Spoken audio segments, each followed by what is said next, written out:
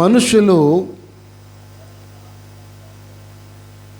దేవుళ్ళు అవుతారని,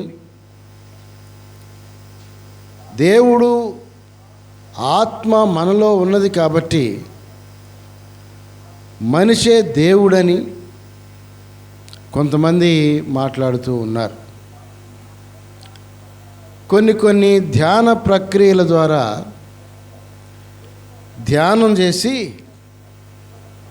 మనిషి దేవుడు అవుతున్నాడు అనేటువంటి విషయాలు కూడా మనం అక్కడక్కడ వింటూ ఉండడం జరుగుతుంది. ప్రియమైనటువంటి దేవుని బిడ్డలారా, మనిషి దేవుడు కాగలడా? ఈ మాట మనకి అవసరం. ఈ మాట మీద నేను కొన్ని విషయాలు మాట్లాడాలని నేను తలస్తున్నా. మనుష్యులు దేవుళ్ళు అవుతారు అనేటువంటి మాట, మనుషులు దేవుళ్ళు అవుతారట. ధ్యానం చేసి ఈ ధ్యాన ప్రక్రియలో బాగా లోతైనటువంటి ప్రక్రియలకు వెళ్ళిపోయి అవన్నీ చేసిన తర్వాత మనిషి దేవుడైపోతాడు అనేటువంటి ఒక భావన వ్యక్తం చేస్తూ ఉన్నారు ఇవాళ మనుషులు చాలామంది. అయితే ప్రియమైన దేవుని బిడ్డలారా, కొన్ని విషయాలు మనం ఈరోజు మాట్లాడుకోవాలి.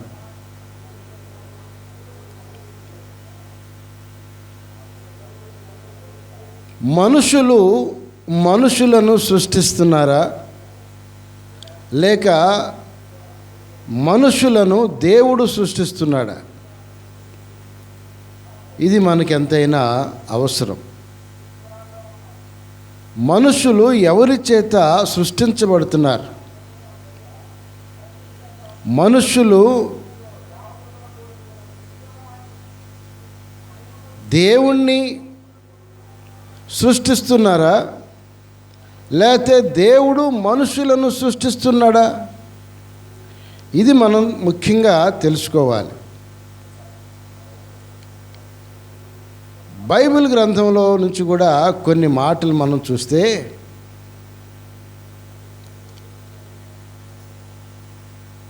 మనిషి యొక్క పుట్టుక, మనిషి యొక్క చరిత్ర, అంటే మనిషి యొక్క ఆవిర్భావ చరిత్ర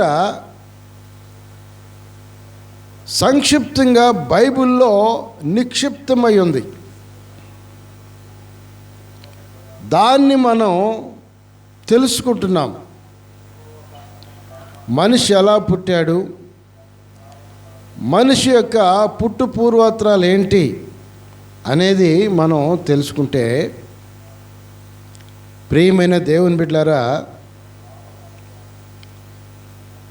దేవుడు భూమిని, ఆకాశమును, పంచభూతాలను సృష్టించాడు. ముఖ్యంగా ఆకాశమును, భూమిని చేసిన తరువాత మానవుణ్ణి సృష్టించడానికి ముందుగా, లేదంటే మానవుణ్ణి సృష్టించటం ఎలా చేశాడు అనేది కనుక మనం చూస్తే, పంచభూతాల్లో ఒక అంశీభూతమైనటువంటి నీరు, దేవుడు మొట్టమొదట నీటిని సృష్టించాడు. నీటిని సృష్టించాడు. ఎలా సృష్టించాడు? ఆదికాండము 2వ అధ్యాయం 6వ వచనం. అయితే ఆవిరి భూమి నుండి లేచి నేలంతటిని తడిపెను. అలా దేవుడు మొట్టమొదట వర్షాన్ని కురిపించాడు. భూమి నుంచి ఆవిరి తేలజేసి మేఘాలను సృష్టించి వర్షము కురిపించాడు దేవుడు. ఈ దినాల్లో కూడా ఈ సైన్స్ పాఠాల్లో మనం చదువుతూ ఉంటే వర్షము ఎట్లా ఏర్పడును అనేటువంటి ఒక ప్రశ్న ఉన్నది. భూమి మీద ఉన్నటువంటి నీటి ఆవిరి పైకి లేచి మేఘాలు ఏర్పడి ఆ మేఘాలు వర్షాన్ని ఇస్తూ ఉన్నాయి అనేటువంటి సత్యము సైన్స్ ఒప్పుకుంటుంది. దీనికి మూలం ఎక్కడుంది అంటే, ఈనాడు సైన్స్ పుట్టక మునుపే బైబిల్లో కొన్ని వేల సంవత్సరాల నాడే ఈ మాట రాసి ఉంచాడు, దేవుడు రాపిచ్చాడు. ప్రియమైన దేవుని బిడ్డలారా, భూమి మీద ఉన్నటువంటి నీటి ఆవిరి పైకి లేచి ఆ నీటి ఆవిరి భూమి ఉపరితలం మీదకి వెళ్ళిపోయి అక్కడ నుంచి వర్షంగా కురిసింది, నేలంతటిని తడిపెను. అలా దేవుడు వర్షము కురిపించి నేలను తడిపి ఆ తడిమట్టితో ఏం చేశాడు? చదువునాను 7వ వచనం. దేవుడైన యెహోవా నేల మంటి నుండి నరుని నిర్మించి వాని నాసికారంధ్రములలో జీవవాయువును ఊదగా నరుడు జీవాత్మ ఆయను. ఇది మనం తెలుసుకోవాలి. మొట్టమొదట పంచభూతాల్లో నీటిని, ఆకాశము భూమి తరువాత నీటిని సృష్టించి దేవుడు ఆ నీటితో నేలను తడిపి ఆ తడిమట్టితో మనిషిని చేశాడు, బొమ్మను చేసి ఆయన ప్రాణం పోశాడు. జీవాత్మను ఊదినప్పుడు నరుడు జీవాత్మ అయ్యాడు. జీవాత్మ అంటే జీవించే ఆత్మ అని మాత్రమే అర్థం. దేవుడు తన ఆత్మను ఊదాడు అని అంటే దాని అర్థం ఏంటంటే జీవాత్మ అయ్యను అని అన్నమాట.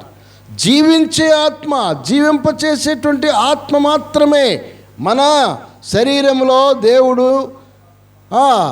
నిర్మించాడు. ప్రియమైనటువంటి దేవుని బిడ్డలారా, దేవుడు అలాగా మనిషిని సృష్టించి మనిషికి జీవాత్మనిచ్చి ప్రాణమిచ్చి నిలబెట్టాడు మనిషిని. అలా మానవుడు తయారయ్యాడు. మానవుల్ని దేవుడు ఎలా చేశాడు అంటే, ఆదికాండము 1వ అధ్యాయము 27వ వచనంలో దేవుడు స్త్రీనిగాను పురుషునిగాను వానిని సృజించెను. స్త్రీని ఎట్లా చేశాడు? స్త్రీని ఎట్లా చేశాడు? 2వ అధ్యాయము చూడండి, 21వ వచనం చదువునాను. అప్పుడు దేవుడైన యెహోవా ఆదామునకు గాఢ నిద్ర కలుగజేసి అతడు నిద్రించినప్పుడు అతని ప్రక్కటెముకలలో ఒకదానిని తీసి ఆ చోటును మాంసముతో పూడ్చివేసి తరువాత దేవుడైన యెహోవా తాను ఆదాము నుండి తీసిన ప్రక్కటెముకను స్త్రీనిగా నిర్మించి ఆమెను ఆదాము వద్దకు తీసుకొని వచ్చాను. ఆదాము ఆమెకు పేరు పెట్టాడు. ఏమని పేరు పెట్టాడు? ఇది నరునిలో నుండి తీయబడిను గనుక నారి అనబడును అని చెప్పి ఆదాము స్త్రీకి నారి అని పేరు పెట్టాడు. అర్థమైందా? ఈ విధంగా దేవుడు మానవుణ్ణి స్త్రీనిగాను పురుషునిగాను సృష్టించాడు.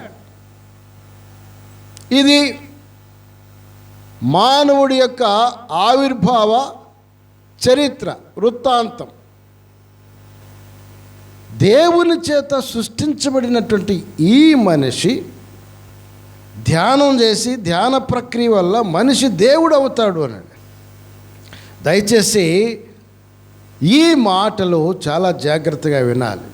మానవుడు దేవుడు ఎట్లా అవుతాడో ఒకసారి మనం ఆలోచన చేద్దాం.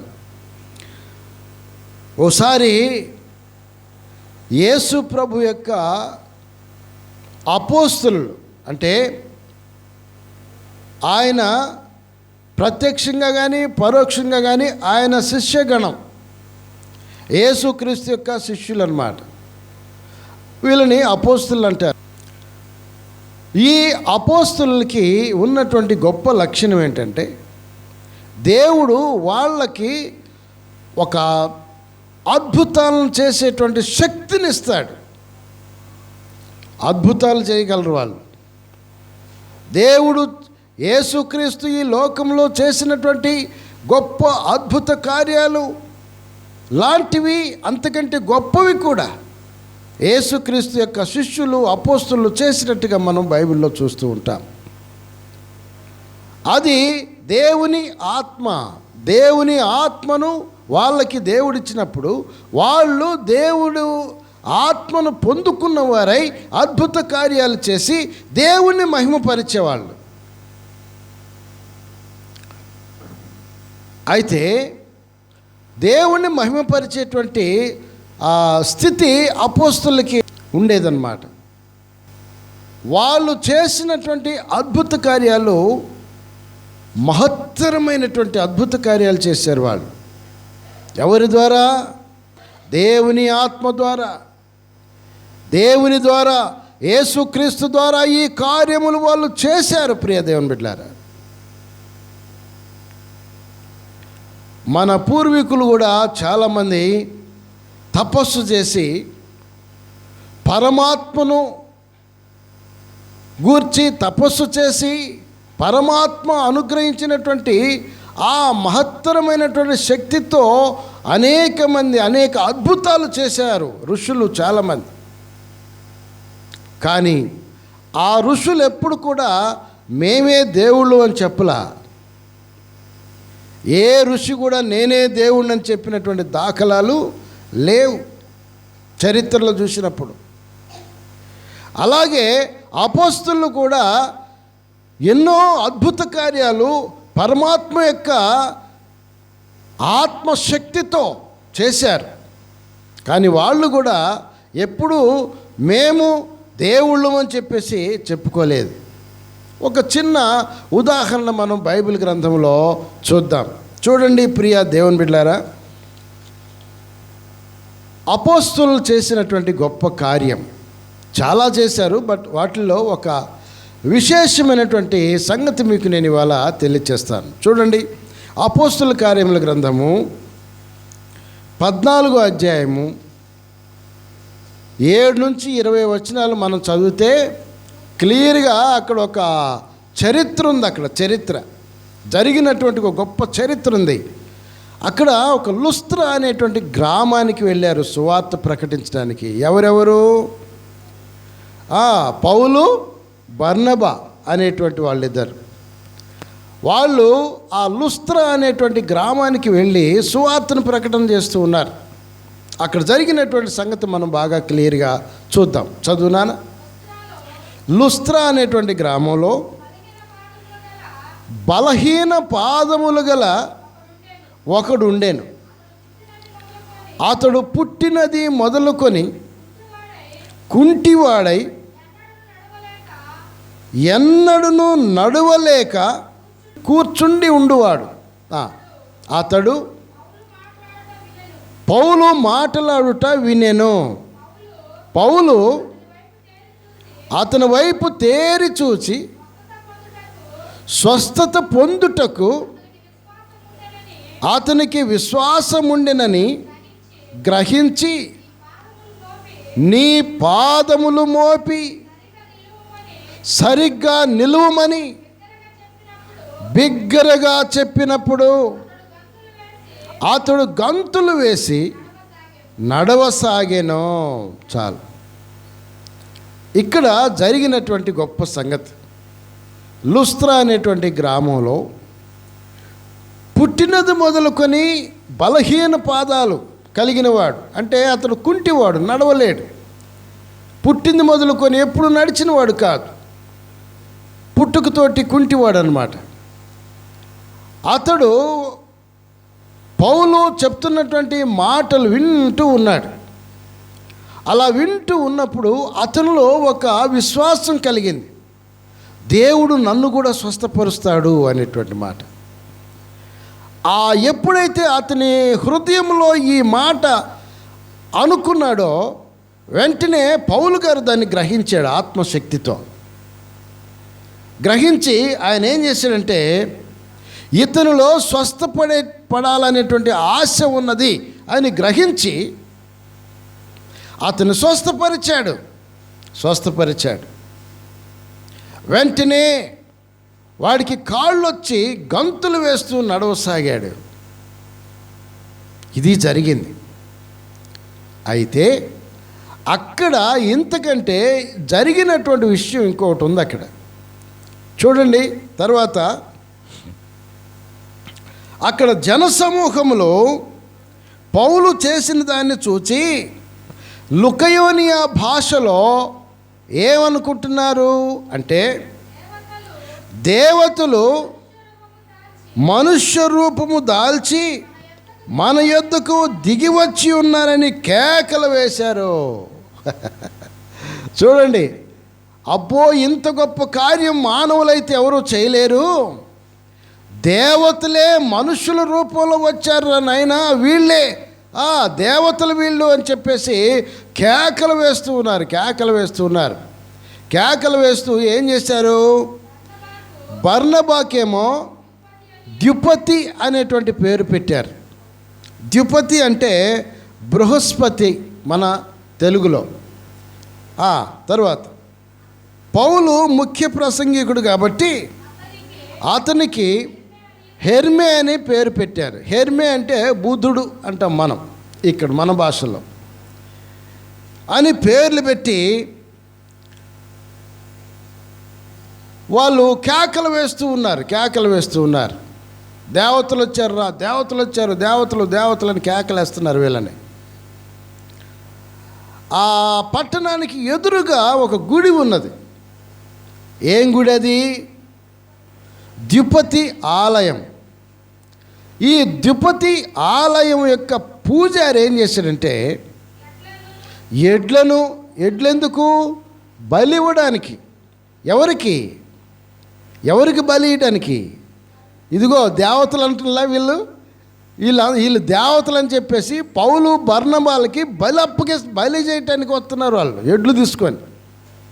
పూలదండలు అంటే వీళ్ళని సత్కరించడానికి, అలంకరించడానికి పూలదండలు. ఆ పట్టణపు ద్వారం ఎద్దకు తీసుకుని వచ్చి పెద్ద సమూహంతో వేచి ఉన్నారు అక్కడ. వాళ్ళు బయటకు వస్తే ఇక వాళ్ళకి పూజలు చేసి వాళ్ళని ఈ పూలదండలతోటి అలంకరించేసి ఈ ఎద్దులను వారికి బలి ఇవ్వడానికి సిద్ధంగా ఉన్నారు అక్కడ ద్యుపతి ఆలయ పూజారి ఇంకా సమూహం అంతా కూడా. ఈ సంగతి వీళ్ళకి తెలిసింది. ఎవరికి? బర్నబాకి, పౌలుకి తెలిసి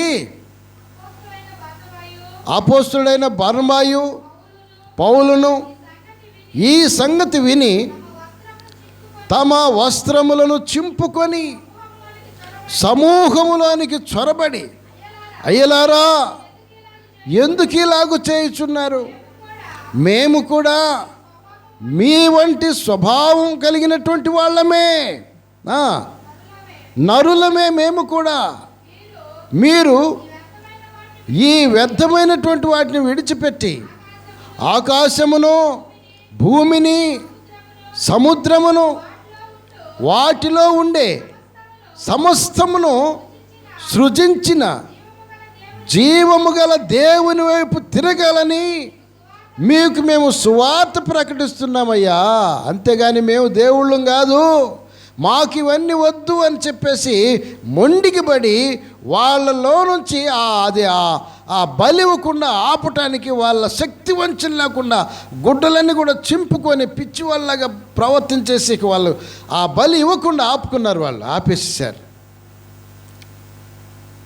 వాళ్ళు బలి ఇవ్వకుండా చేశారని చెప్పేసి వాళ్ళ మీద పగతోటి కోపంతో వాళ్ళు ఏం చేశారు తెలుసా?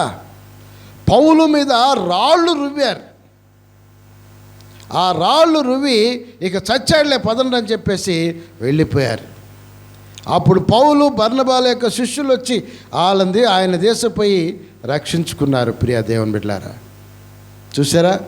అదే మనమైతేనా ఇంకా తీసుకురండి యుద్ధుల్ని, ఇంకా తీసుకురండి పూలదండలు అనే వాళ్ళమేమో కదా, మేమే దేవుళ్ళు అని చెప్పేవాళ్ళేమేమో. ఇంత గొప్ప కార్యము చేసింది ఎవరో? అయ్యా సృష్టికర్త అయినటువంటి దేవుడయ్యా చేసింది, మేము కాదయ్యా అని చెప్పేసి వాళ్ళు చెప్తూ ఉన్నారు. ప్రియ దేవుని బిడ్డలారా, మనుషుల యొక్క నైజం ఏంటంటే ప్రత్యక్షంగా కనపడేదాన్నే మొక్కుతూ ఉంటాం మనం. ఆ నైజంలో మనం కొట్టుమిట్టాడుతున్నటువంటి పరిస్థితులు మనకుంటూ ఉన్నాయి. అందుకే ప్రియ దేవుని బిడ్డలారా, మనుషులు ప్రత్యక్షంగా కనబడేదాన్ని నమ్ముతున్నారు, కానీ మరి పరోక్షంగా హృదయగోచరమైనటువంటి హృదయానికి సంబంధించినటువంటి విషయాల్లో ఎందుకు మానవులు దాని జోలి పోవడం లేదో తెలియటం లేదు. కనుక వీళ్ళు ఏం చేశారంటే, అయ్యా బలులు యొద్దయ్యా, మేము మానవులమే, మీలాంటి మానవులమే, కాకపోతే ఇది చేసింది ఎవరు అంటే ఆకాశమును భూమిని సర్వ సృష్టిని సృష్టించినటువంటి సృష్టికర్త చేశాడు, యెహోవా చేశాడు, యేసుక్రీస్తు చేశాడు, కానీ మేం కాదయ్యా అని చెప్పి వాళ్ళని అడ్డుకున్నారు. బలి ఇవ్వకుండా, పూజించకుండా అడ్డుకున్నారు వీళ్ళు. అది నిజాయితీ. మేమే దేవుళ్ళు అని చెప్పుకొని తిరగలేదు, మేమే అంత అని చెప్పేసి తిరగల. ప్రియమైన దేవుని బిడ్డలారా, ఇంకా ఒక మాట మనం చూద్దాం. ఓసారి ఒక గారడీ చేసేటువంటి ఒక ఆయన ఉన్నాడు, గారడీ విద్య చేసేవాడు. ఆయన ఏమంటున్నారు తెలుసా జనం? చూడనా ఒక మాట, అపోస్తల కార్యముల గ్రంథంలోనే 8వ అధ్యాయము 9 నుంచి,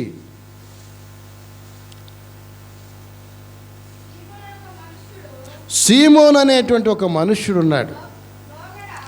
లోగడ అతను ఆ పట్టణములో గారడీ చేయొచ్చు, తానెవడో ఒక గొప్పవాడిని అని చెప్పుకుంటూ ఉన్నాడు. సమరయ జనులను మోసం చేస్తూ ఉన్నాడు.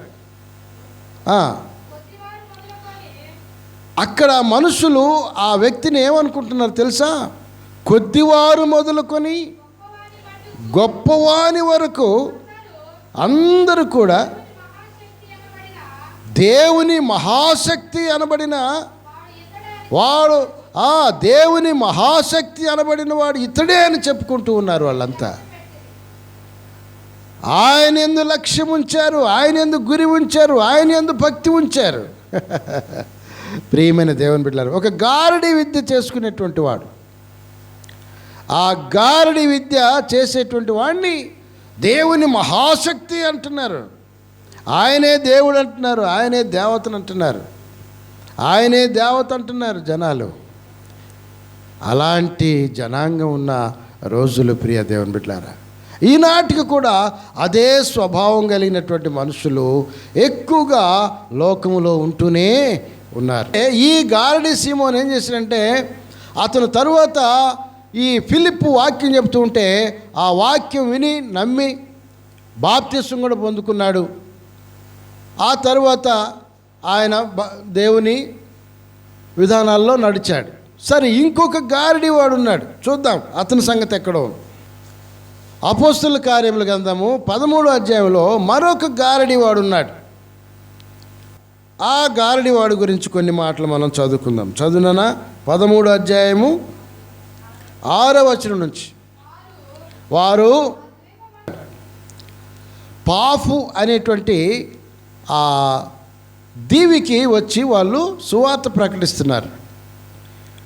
పౌలు, బర్నబా. అక్కడ పాఫు ద్వీపానికి అధిపతిగా సెర్గియ పౌల్ అని ఒక ఆయన ఉన్నాడు. ఆయన ఏం చేశాడంటే ఈ పౌలుని బర్నబాను పిలిపించుకొని వాళ్ళ చేత వాక్యము చెప్పించుకోవాలని ఆశపడి వాళ్ళని పిలిపించుకున్నాడు. అక్కడ ఏం జరిగిందంటే, అయితే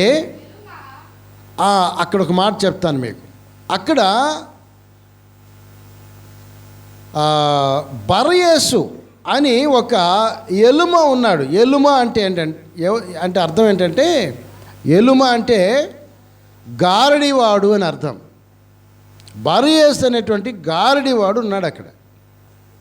ఈ సెర్గియ పౌలు ఏం చేశాడంటే, ఈ బర్నబాని పౌల్ని పిలిపించుకొని వాక్యం చెప్పించుకుంటూ ఉంటే వీళ్ళు వెళ్ళి వాక్యం చెప్తూ ఉన్నారు ఆయనకి.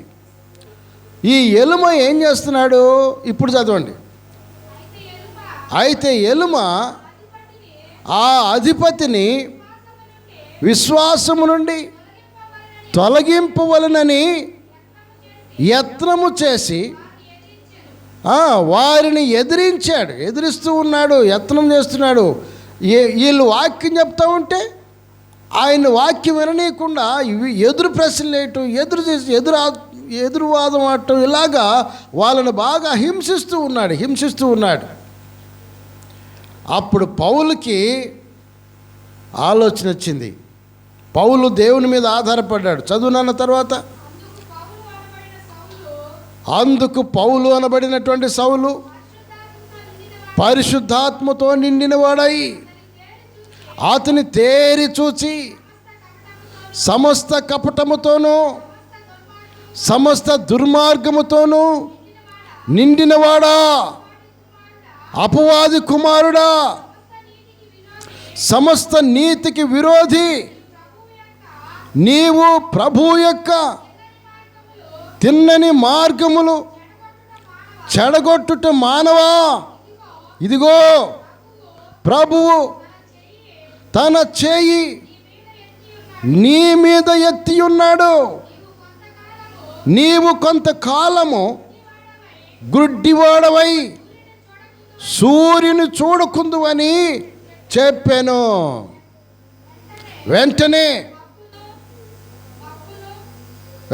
వెంటనే మబ్బును చీకటియు అతని కమ్మెను గనుక అతడు తిరుగుచు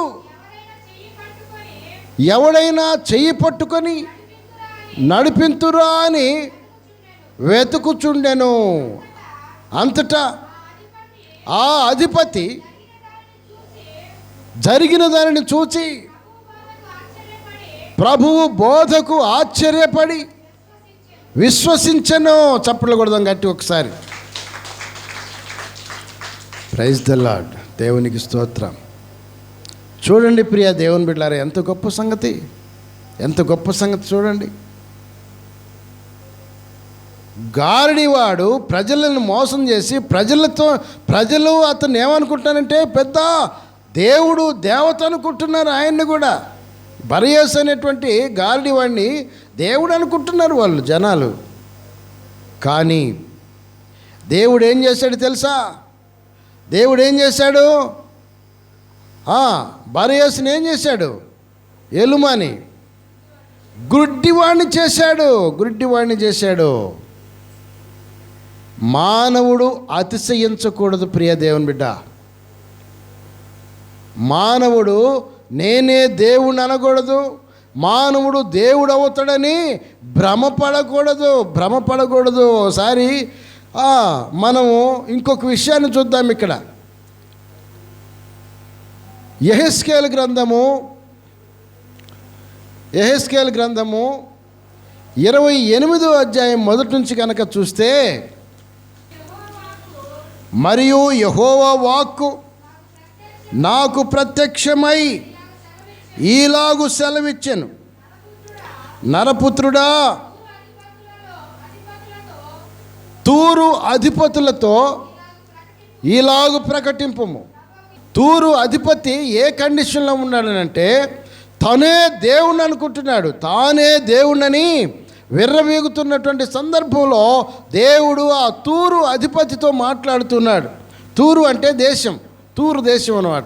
ఆ దేశాధినేతతోటి మాట్లాడుతున్నాడు దేవుడు ఎహెజ్కేలు ద్వారాగా. చూడండి, గర్విష్ఠుడివై నేనొక దేవతను, ఆ దేవతనైనట్టు సముద్రం మధ్యన నేను ఆసీనుడై ఉన్నాను అని నీవు అనుకొనుచున్నావు.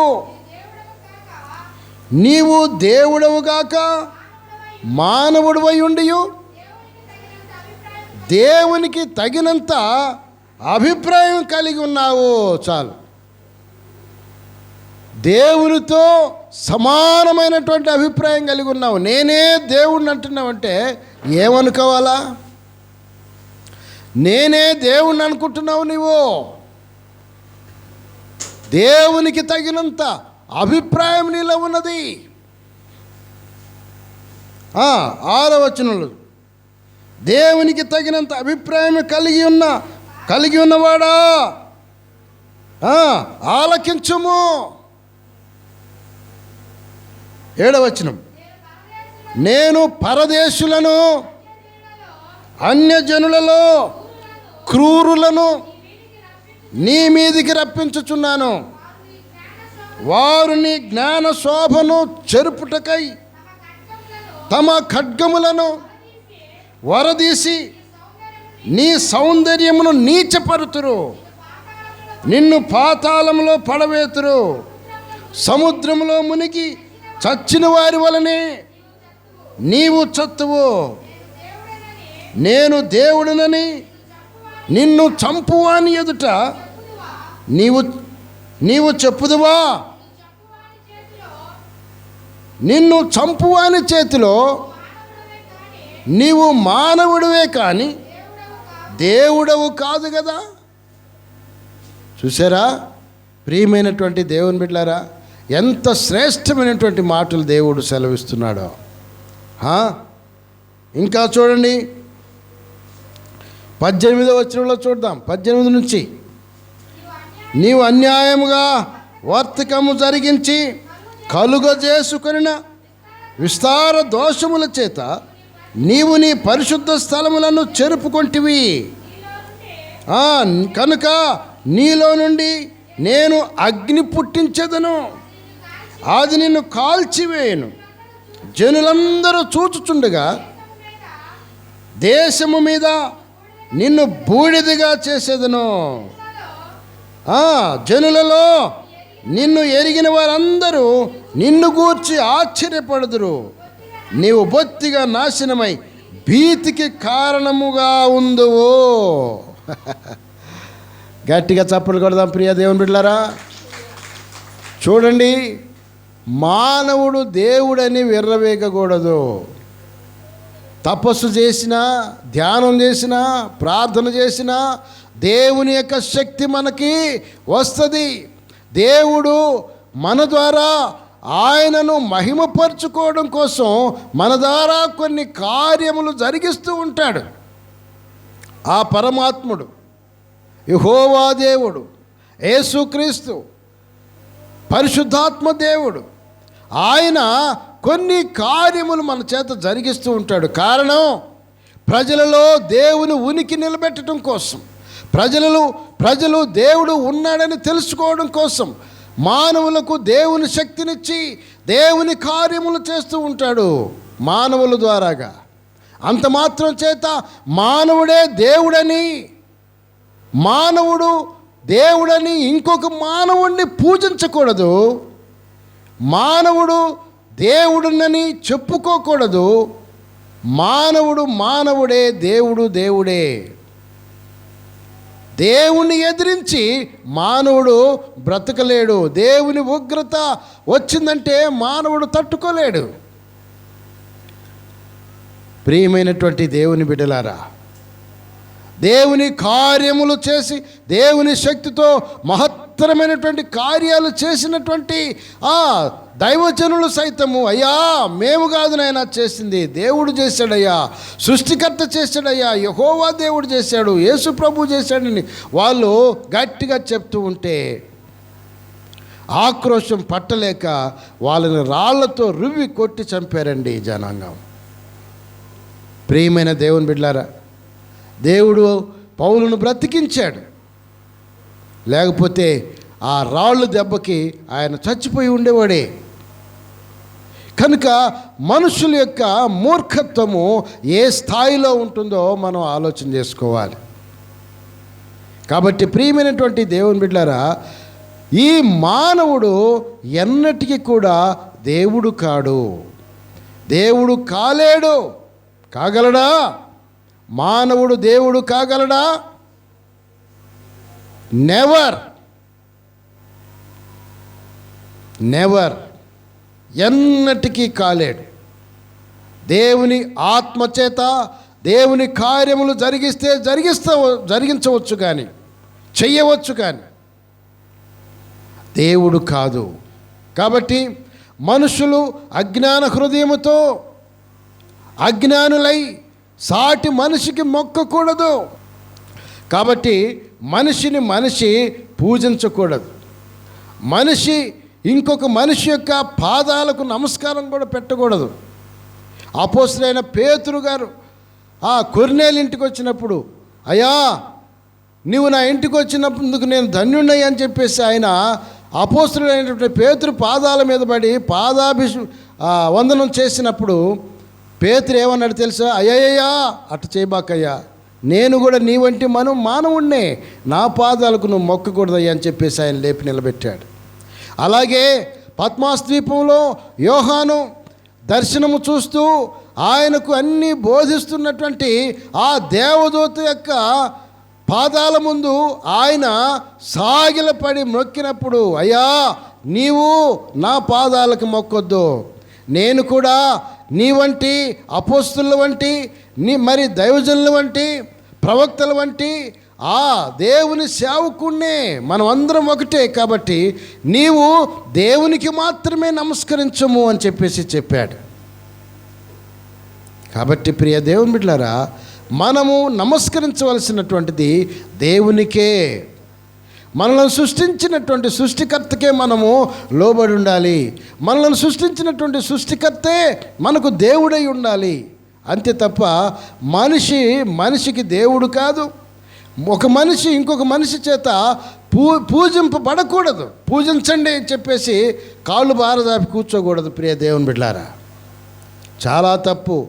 ఈ శాపము మనం మోయక తప్పదు. అలాంటి పరిస్థితి కనుక చేసుకుంటే ఆ విధమైనటువంటి శాపము తప్పకుండా మోయవలసి వస్తుంది.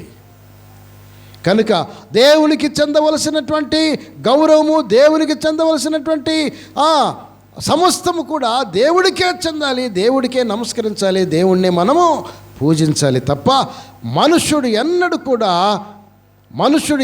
కూడా దేవుడు కాలేడు. మనుష్యుడిని దేవుడుగా మనిషి పూజించకూడదు. ఇది మనము జ్ఞాపకం చేసుకోవాలి. కాబట్టి పరమాత్మ జ్ఞానంతో, పరమాత్మ యొక్క ఆత్మశక్తితో మనం కొన్ని కార్యాలు చేస్తే చేయొచ్చు, తప్పులేదు. దేవుని మహిమార్థమై అవి దేవుడే మన ద్వారా చేపిస్తూ ఉంటాడు. అంతే తప్ప మనమే దేవుళ్ళమై బిల్డప్ ఇయ్యొద్దు. ప్రియ దేవుని బిడ్డలారా, మనమే దేవుళ్ళముగా హెచ్చించుకొనకూడదు, మనల్ని మనం హెచ్చించుకొనకూడదు. అందుకే ప్రియ దేవుని బిడ్డలారా, చివరిగా ఒకే ఒక్క మాట మీకు నేను గుర్తు చేస్తూ ఉన్నాను. కీర్తనల గ్రంథము 118వ కీర్తన 8వ వచనం చూద్దాం.